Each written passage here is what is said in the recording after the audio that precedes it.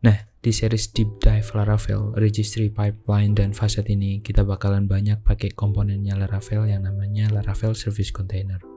Nah, Laravel Service Container ini kalau gue bilang itu kayak jiwanya Laravel, kayak nyawanya Laravel. Karena kalau tanpa Laravel Service Container ini, magicnya Laravel itu hilang semua. Nah, Laravel Service Container itu punya dua komponen, yaitu binding dan resolve. Binding adalah proses untuk kita bisa meregisterkan instance nih ke dalam service container. Nah, sebaliknya resolve adalah proses untuk mengambil instance dari service container yang sebelumnya udah di binding. Nah, instance itu apa?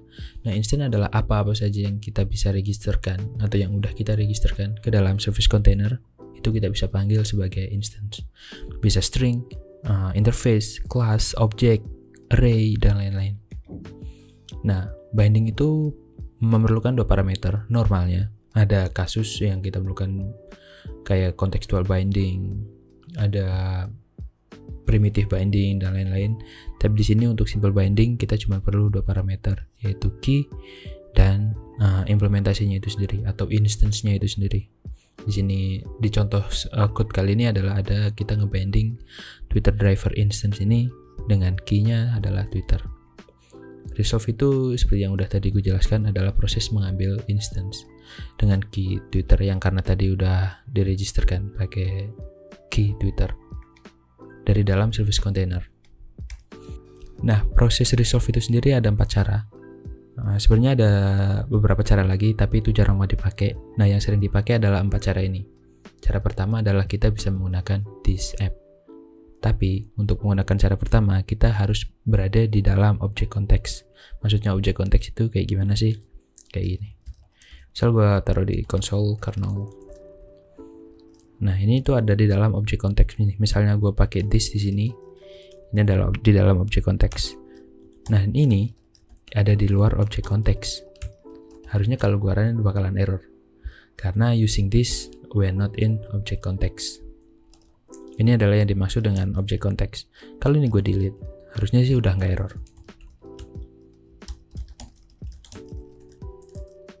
Karena di sini ada di dalam sebuah objek konteks.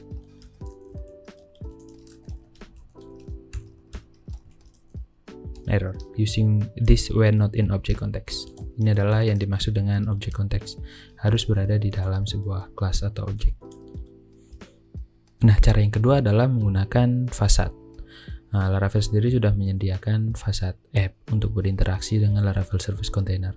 Kita bisa meresolve sesuatu dari service container menggunakan method make.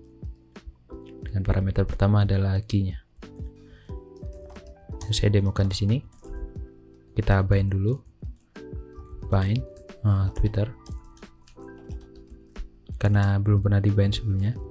Function return misalnya Twitter instance. Ini sebagai contoh aja. Nah, lalu kita bisa resolve menggunakan make.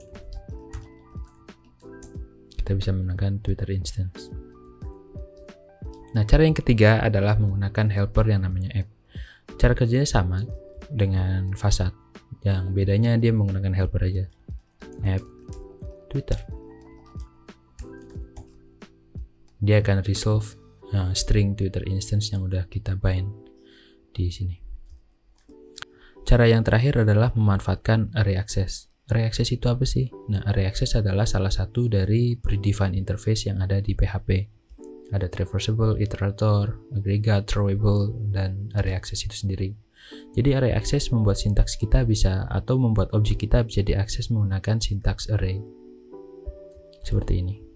App Twitter. Dia akan bisa meresolve instance yang sama.